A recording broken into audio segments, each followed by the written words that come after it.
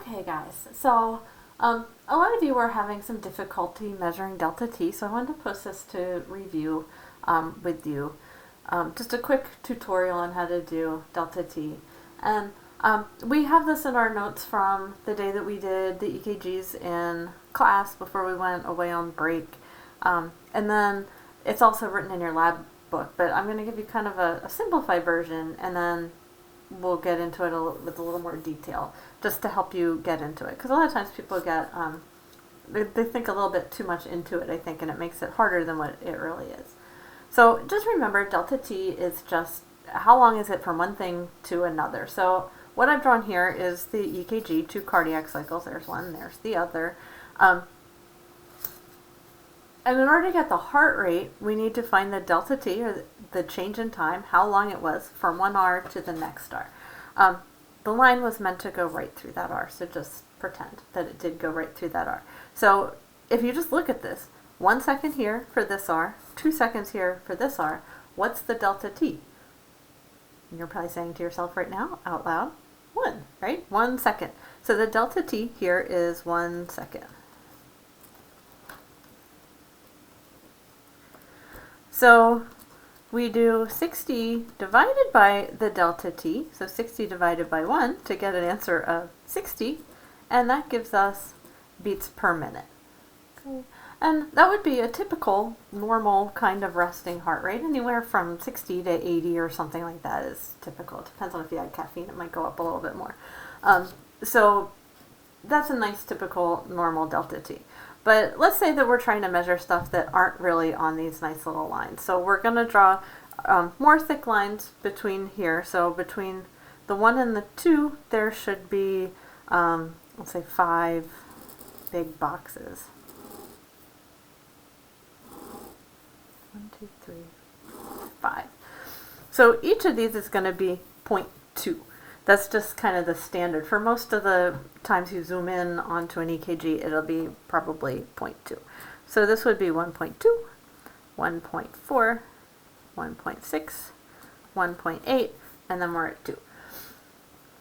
Okay, so if we had something that was, going, let's say I said, what's the delta t from the peak of ventricular depolarization? Look back on those notes that are posted on the PowerPoints if you don't remember where ventricular depolarization is. Well, it's QRS.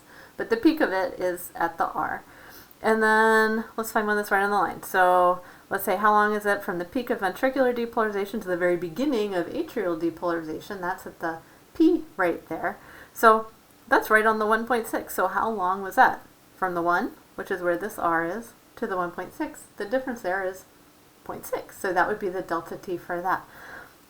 Now let's say we want to know from the peak of the R to the S. It's about halfway, right? But we can be a little more particular than that by dividing this into 5 little boxes too. So 1, 2, 3, 4, 5. So we have a distance of 0.2. We have 5 little boxes.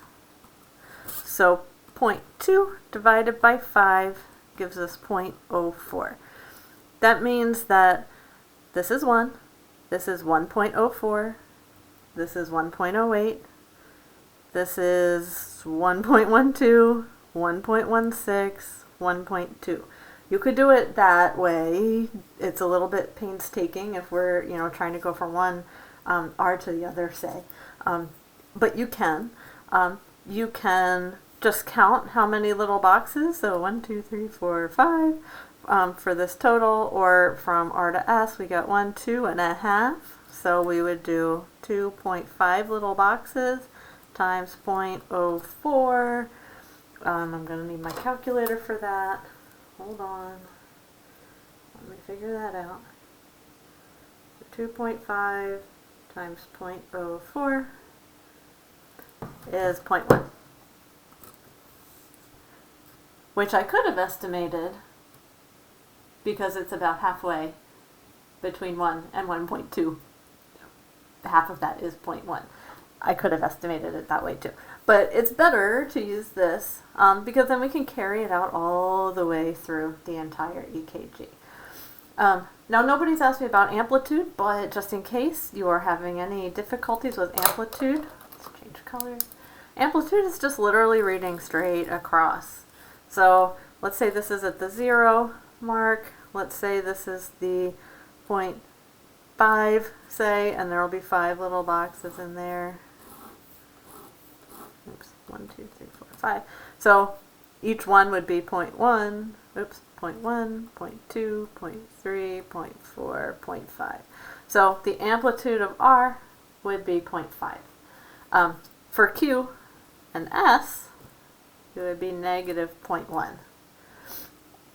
So if we wanted the entire amplitude of QRS, so everything together, it would be 0.6, because we have to include like the entire length of this whole thing.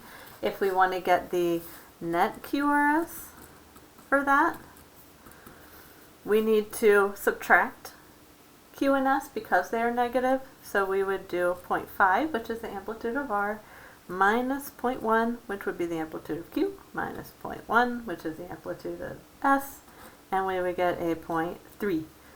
So that is amplitude. Okay, and that should do it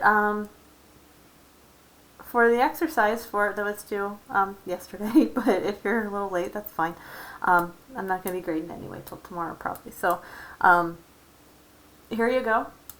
And if you did turn it in and you didn't get this correct, don't worry, I'm grading these really gently.